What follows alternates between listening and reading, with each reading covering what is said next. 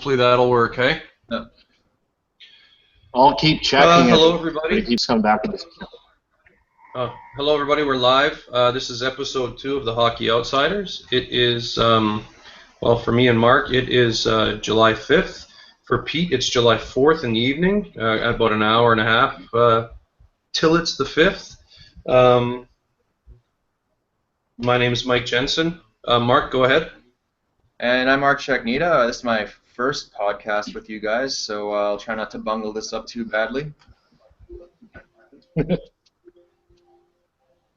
And I'm Pete Bauer. I'm the one with the blue avatar, camera problems. Second podcast. I'm the guy that started the Lomas Go page. That's my claim to fame. Mark, I think you're going to have to put some headphones in probably because we're getting an echo from your speakers. All right. I've already bungled it. Oh, well. This is how we learn, right? It is what it is. Yep. Nobody claimed to be experts. Well, that's why we're the outsiders. We're not sure how this all works yet, so this is how we roll. We're living up to our name. So listen, I want to start today's show off with a little story. This is actually quite funny because the other day, maybe it's you that's getting the feedback, Pete. Yeah? Yeah, I think it's you that's getting the feedback. I don't know what to do about that. Shoot. I can't hear it on my own. That makes sense, though. I don't have any headphones. Oh, lovely. Very... I just maybe try to turn your volume down. Yeah, I'll do that. How's that?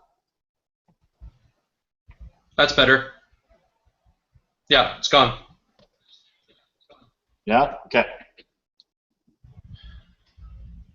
All right, so I want to start off with a little funny story. The other day, just before the night before the July 1st free agent frenzy, I was laying in bed and I was thinking about the Oilers, and I was thinking I had this whole entire wicked speech planned out.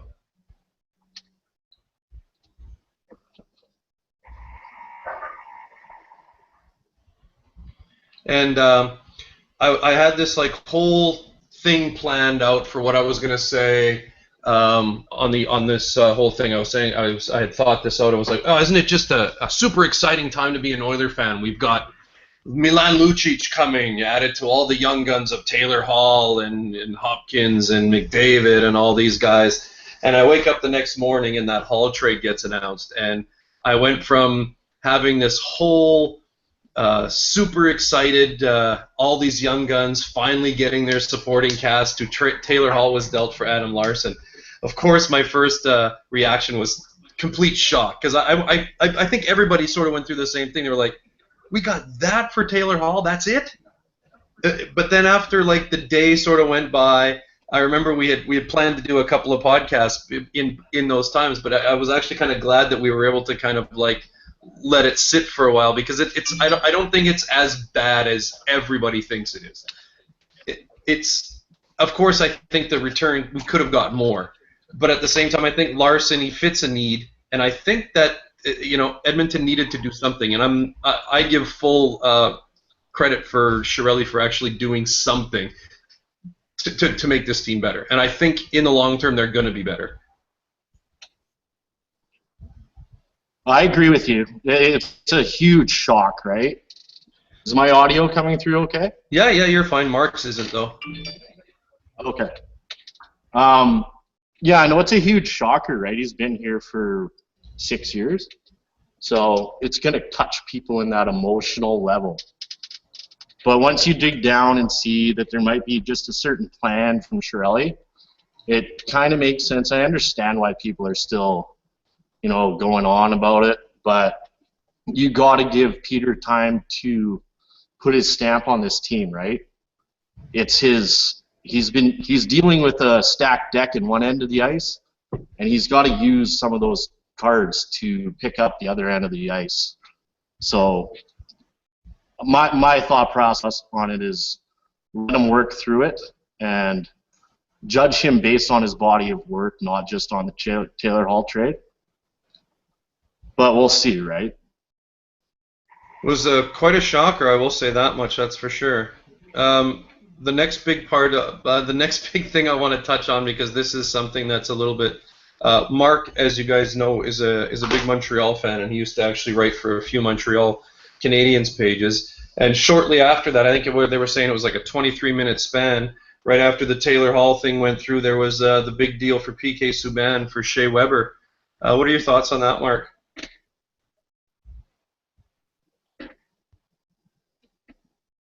Are you hearing him at all, Pete? No, I can't get him. No, I'm not. I'm not hearing you at all, Marc. I can see his mouth moving, but no words. Yeah.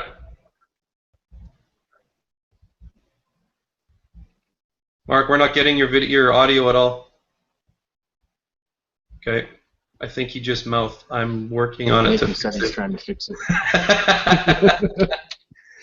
So yeah, no. So I went through this whole huge set of emotions, thinking, wow, the Oilers have so many pieces right now that they can deal for the right defenseman. This is looking so great for them. I mean, picking up Milan Lucic and having all of those guys there, it's ridiculous. But then again, that whole shock set in of, oh my, Taylor Hall's gone. But I think it's something that they had to do at the end of the day. I think that they, obviously the market is pretty high for defensemen right now, it would seem, right? Well, the thing is, they needed to peel the defenseman out. It's maybe, not a matter of maybe log out and log in again. After an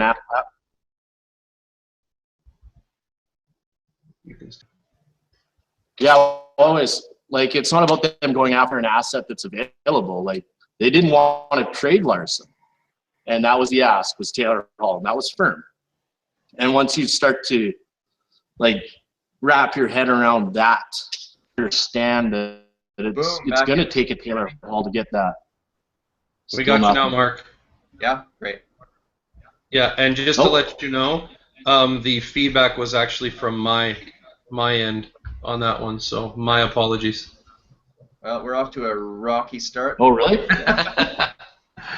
All right, so let's go back. Marc, what are your thoughts on the PK Subban Shea Weber deal? Well, it's funny. I'm listening to you guys bellyache about your minor mistake, although, maybe medium-sized mistake. I'm just shaking my head over here because we made a trade that cannot be judged as good in any possible way unless you really think that Montreal is going to win the Cup in the next couple of years. Shea Weber's already on the decline, and I mean PK Subban's 27 years old, and I really think in the right situation, especially Nashville, I think that's the right spot for him. You're going to see how bad of a trade this is. Do you think you guys are okay? Shea Weber is one of the best defensemen in the league, and he's going to be that way for the next few years at least anyway. His name value is a lot higher than his value as a player at this point. Yeah, the biggest thing that strikes me about that trade is just having the age difference. I mean, Subban's so much younger, and him kind of being, pushed out the way he was, it must leave a little bit of a sour taste for most Hab fans, I would guess. Yeah, I've been all over the message boards and talking to other Habs fans, and I struggle to find a person who can put a positive spin on this. A bright PR move by Bergevin signing Radulov the next day to kind of put some water on the fire, kind of shift the attention away from this trade. But at the end of the day, this is going to be a trade that haunts the franchise for a decade. Do you think Radulov was a good signing? I'm not a huge fan of what he was in the NHL, but that's a long time ago. He's been putting up good numbers in the KHL. The one thing I will say is that it's a one-year deal, so if it ends up being a bust, it's 1 year. We had the money under the cap. We're a team that spends to the cap, so I don't hate that deal. I think there's potential for this to actually work out really well. And like I said, if it doesn't work out, then no big deal. Move on next year. So. What did he say? He signed for 5.5, right? 5.75, but it's a year. So like I said, we've got the money to spend. We struck out on Lucic, who we actually offered more money than you guys did. He just didn't want to come to Montreal, I think, at the end of the day. That's usually the scenario that's usually the opposite way around. We're the ones that are on the inside. To be honest, I think you guys gave Lucic way too much money and too much term.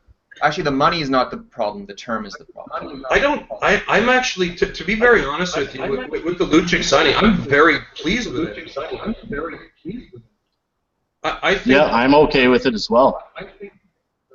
I mean, you guys are going to have some big contracts. The term is okay. Young guys in 3-4 years from now, you're going to really be up against the cap, and you're going to regret that contract. Right now, it's fine, but give it a couple of years.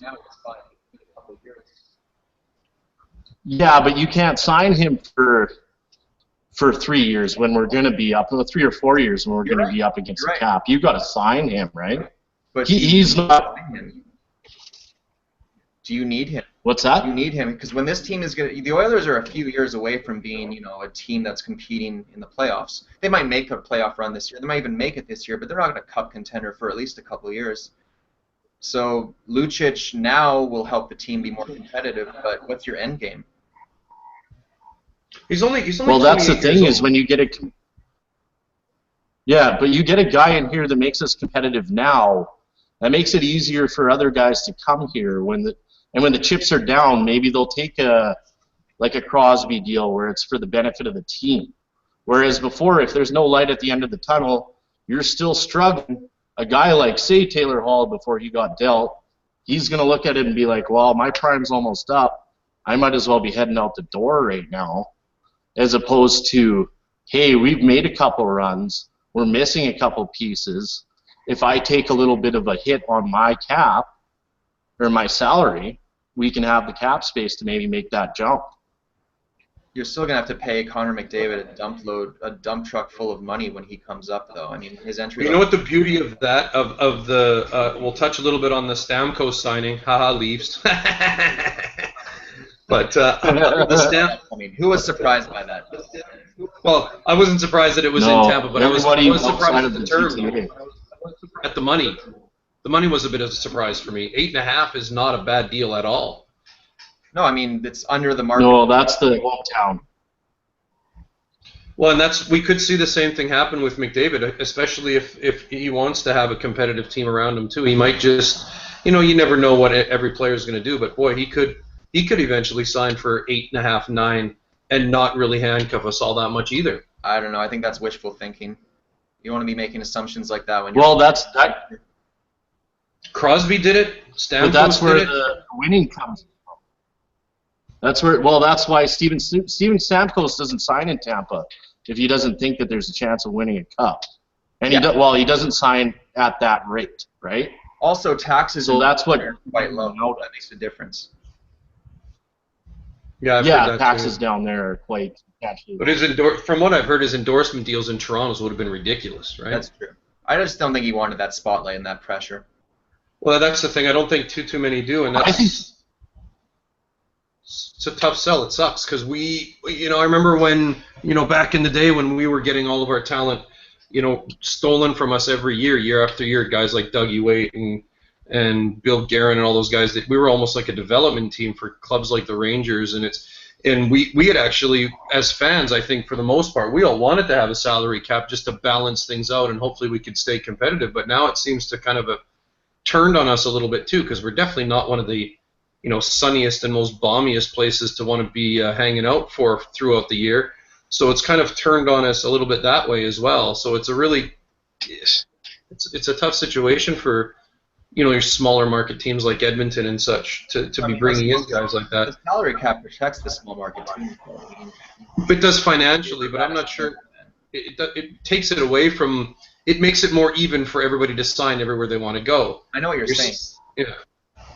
But we're not a small market team though. We're a huge generating revenue generator. Oh yeah. Like sure, we're a small market in population. Right. But we're not a small market team in terms of money available or revenue generation. That's what Mike was saying. Like when the cap came in, you didn't know that Cates was willing to put up this money. So it kind of did hurt us. If there was no cap, we could offer huge money to these guys and overcome that deficiency that we have of really living conditions. You're living in the Arctic. These market teams, though, look at the Rangers. The Rangers would be offering 15. The market would be out of control if you let all the big. Oh yeah. Well, look at basketball. But they were anyway. Like the Rangers tried buying cups already. Just offer the contracts they used to because there is the cap. Yeah, now they can't, right? And that's why Yeah. the cap Hey, was brought in. there's give and take. So, look, moving forward, But who do you think thus far in since free agency and in the draft has made the best move so far to improve their team? Obviously, Marc's going to not say Montreal because he's not very thrilled with that at all. But which of the teams do you think have actually made steps forward? I mean, Edmonton obviously I personally think has, and I think they've probably made the best trades. I don't think they've made the best deals. Let's say something that they went out and were able to do on their own. Like, I mean, they got extremely lucky being able to draft Puljujärvi or whatever his name is out of Finland. That was a gift from Columbus. Thank you again, Jackets. That was very nice of you. But again, I think Lucic is a huge signing for this team. I see a lot of really big potential, and from the word out there is that Edmonton's not quite finished. There's some rumors out there about the Avs and Edmonton striking up something for Barrie. I've also heard a little bit of Landeskog.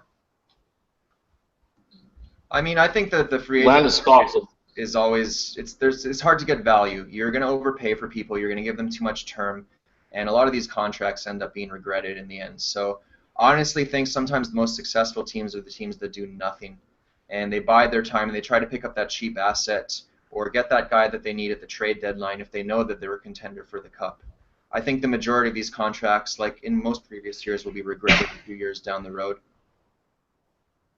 Who do you think? See, I agree with you, but in the case of I'm a homer. I'm just always going back to the Oilers. But with Lucic, yeah, Chiarelli says the deal with Hall wasn't tied in with Lucic, but once you lose Taylor Hall to get a piece like Adam Larson that you need. He's unproven, but I mean, you got to give him a shot at this point. Deal's done, but without Lucic, you have a spot to fill on the left wing, and Milan Lucic is a pretty good filler in my eyes. I think that there's the price tag they're paying him. I think that was all. Well, he's not making any more than he was making in his previous contract. His previous contract was 6, right? Yeah, but 7 more years at 6, and he's put some hard miles on that body. He's had some deep playoff runs. He plays a physical game. Those guys break down pretty quickly once they start breaking down. I'm not saying it's going to happen right away, but by the end of that contract, this is not going to be the same hockey player that you signed now. Fair enough. If Lucic is at 80% in his last 2 years, I'm still okay with it. I think that they'll have enough depth surrounding him that they'll be able to insulate him. And he's that good of a hockey Dustin Brown. Plus the that's the thing. He could be another Dustin Brown down the road. That would be horrible. Do you want to have a $6 million third, fourth liner? That could be what he ends up being in the end, and that's not a sustainable way to grow and build a team. Well, they have. Would you have been unhappy? Would you have been unhappy if Montreal had signed him to this term? Yes, I would have been very unhappy if Montreal would have signed him for that term, and we even offered more money. I'm glad we missed out on him. And he's a good hockey player. He's a very good player. He would have helped our team in the short term, but we're in big trouble now taking on this Weber contract. The last thing we needed to do was add another big heavyweight contract. I think Montreal's situation. Yeah, it would have made less sense for you guys. I think Montreal's situation is a bit different than Edmonton's is too, though, because I mean we've got a plethora of young guys. We filled about 5 organizational needs just with Lucic alone. Bringing in a veteran guy who's been there before, bringing in a big body, bringing in a guy that has a voice in a dressing room, bringing in someone that everybody's going to respect straight out of the gate, changing the culture in the room. They weren't just bringing in Lucic as a player to be a guy on Connor McDavid's wing for the next 7 years. They're bringing him in to build this team to what it was, like Boston, like they basically did in Boston with, a great group of young guys and veteran guys that they could eventually build Stanley Cup championships with. This is why I like the signing a lot more than most, because I think, and I've used this word a few times in both of the podcasts that we've had up, intangibles. I think Lucic brings so many more intangibles than a Taylor Hall does. And that's not a knock against Taylor Hall at all. But I think that he just brings in so many more little things than what Taylor Hall had to offer.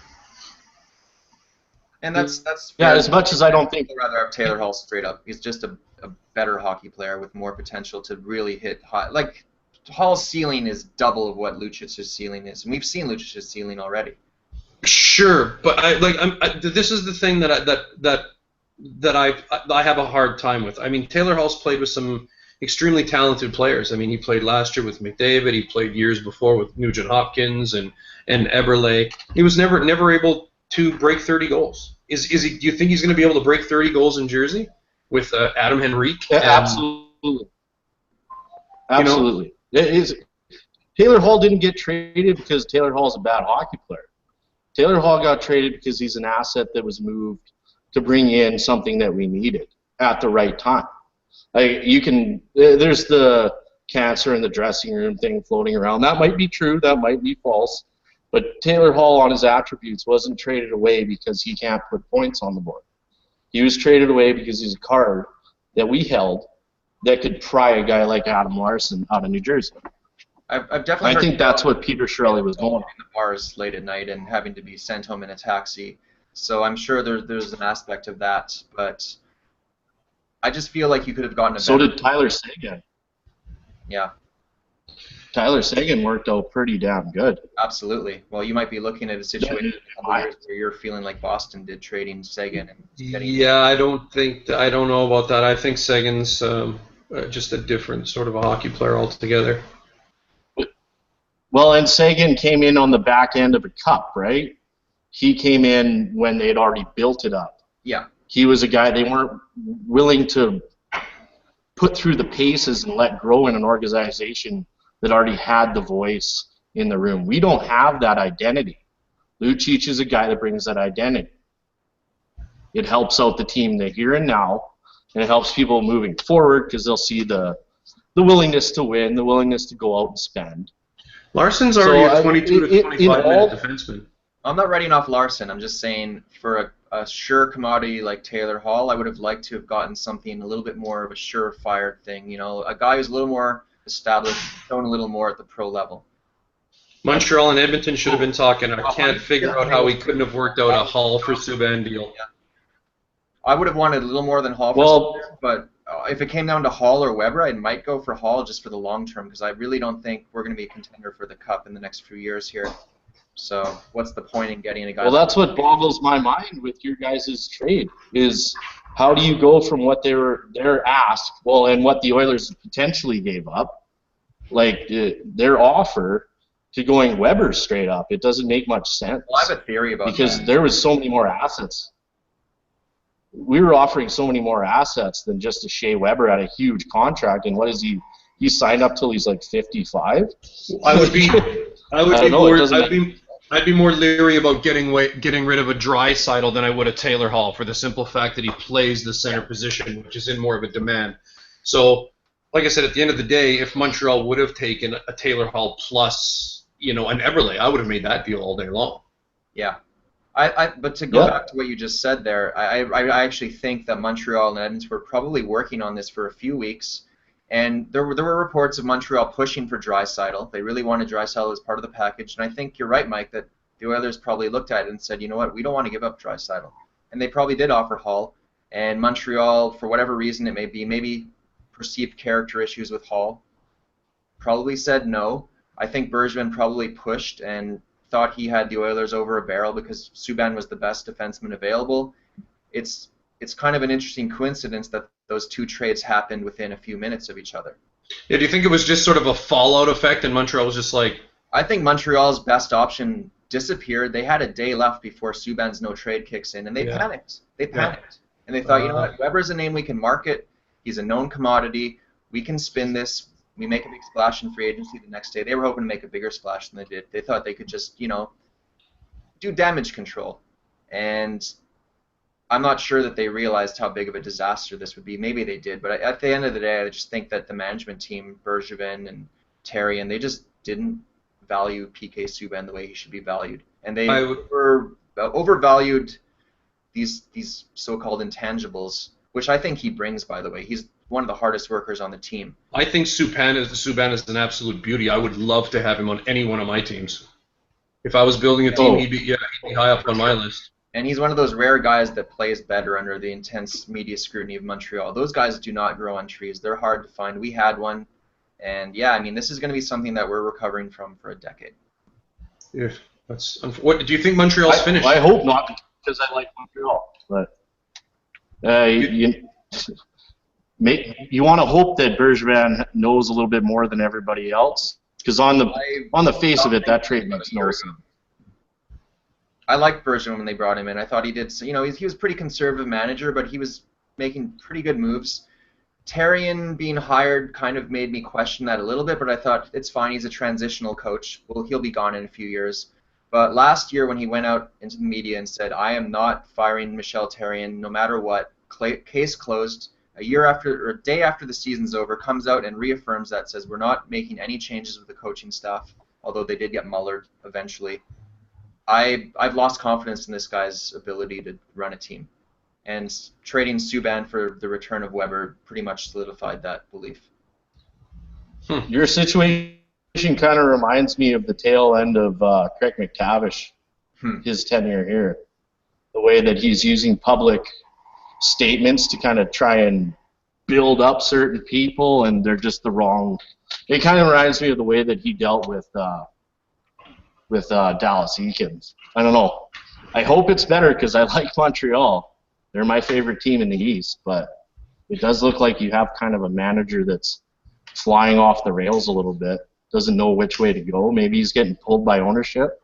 No, I don't think. I think. Definitely not ownership, because actually, if you go back to when PK Subban signed that big contract, $9 million a year, they went to arbitration, and Bergevin was playing hardball with him, and it's widely reported now that Molson had to step in and say, look, guys, let's just get this done. Let's sign the deal. It's a little more than we want to pay. And he stepped in and saved that situation. So this whole time, Bergevin and Therrien have not been sold on Subban as a cornerstone of the team. And this year was kind of the perfect storm with Price going down and the team floundering. And I think they saw this as their last chance to make a fresh start and not have this guy as a building block. I really don't think they wanted to go forward with him as a core member of the team, and I think that's a fatal mistake. Price and Subban were quite close too, though, weren't they? They were, and that's the other thing that bothers me is Subban and Price were pretty tight.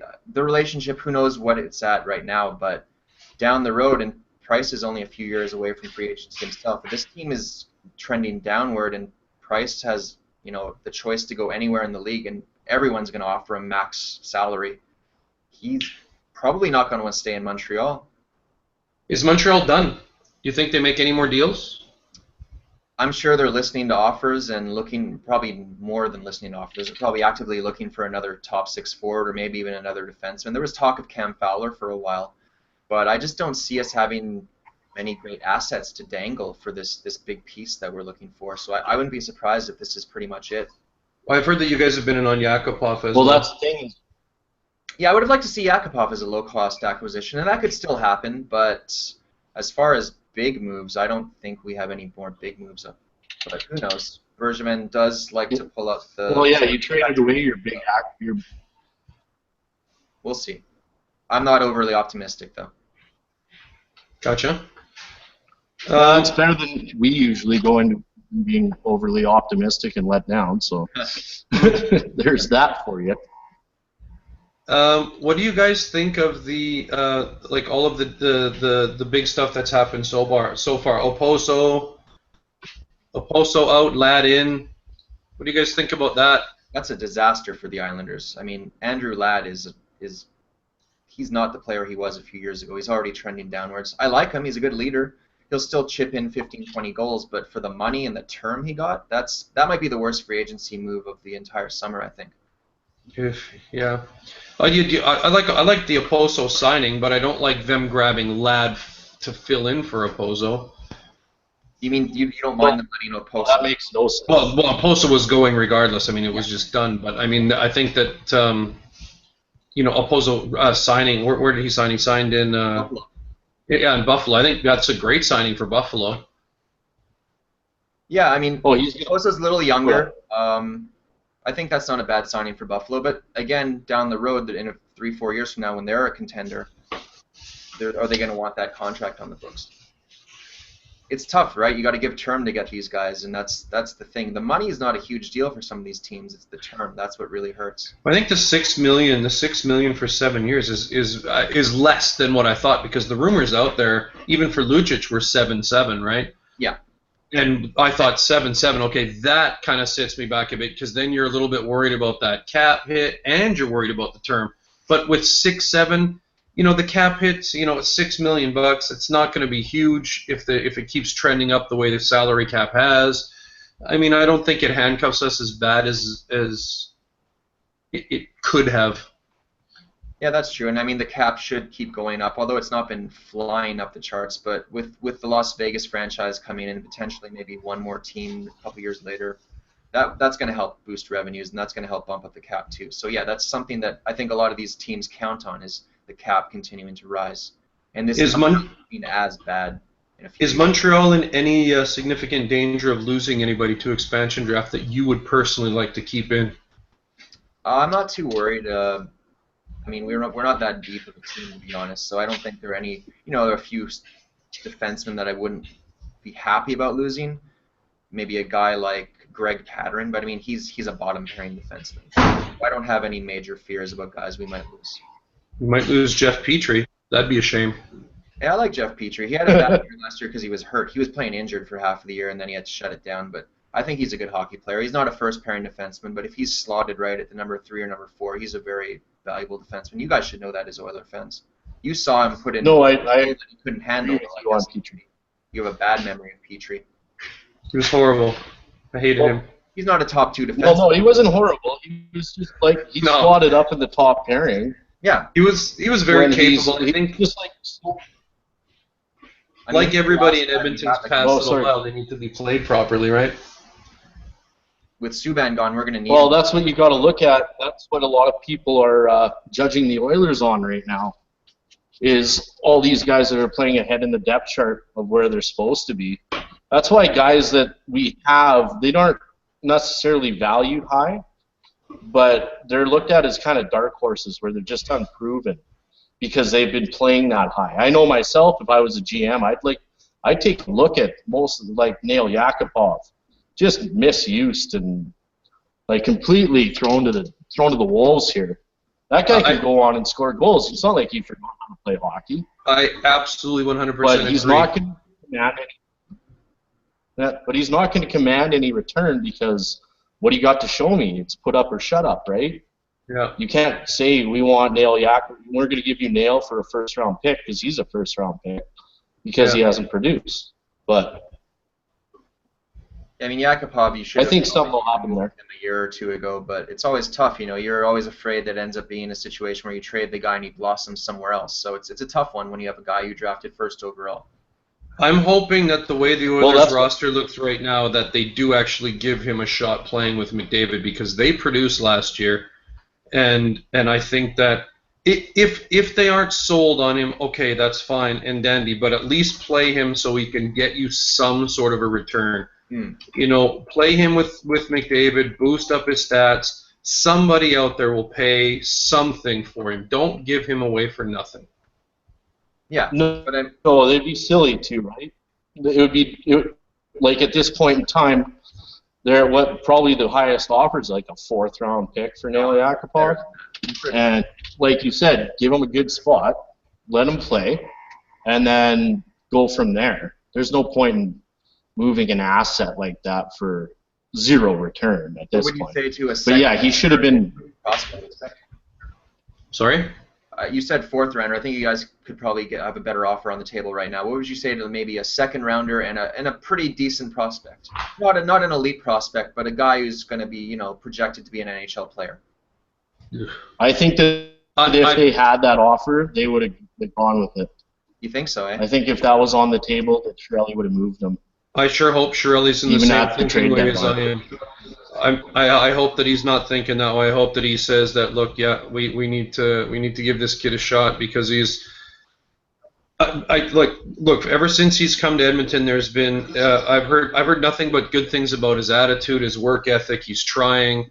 He's just been misused by the coaching staff and management, as far as I'm concerned. And And to just let him go for something like that, I think could end up being a huge mistake. But then again, you look on the flip side, and he's had issues with his Russian coaches and stuff too. So I'm not sure what exactly to believe.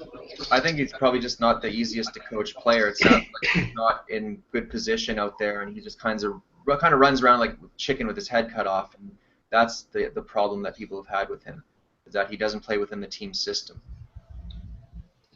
Yeah. Well, he's an elite sniper, right? He came out of junior as an elite sniper, and he came into a position. All these guys have points in junior. He came to Edmonton. Sorry, I didn't catch that.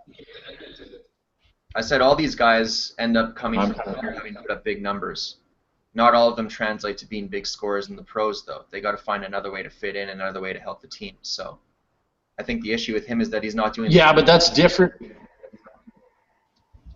Well, yeah, but that's a difference between him and a guy that, not saying because he's Russian, but he's a pure shot, like he's a pure sniper, right?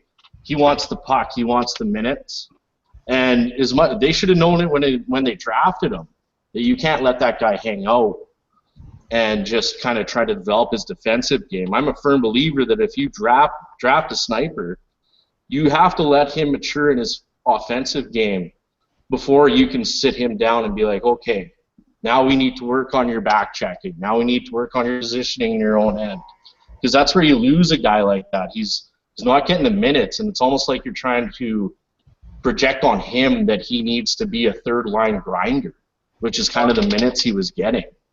Well, I think that's because he's not doing the job of a top six player. Today's top six player in the NHL is not just a one-dimensional player. They all have to play at both ends of the ice to be effective. If he wants to be an elite player, I mean, first overall, he's got to excel in all aspects of the game. I'm not saying he has to be an elite defensive player, but he can't be a liability when he's on the ice.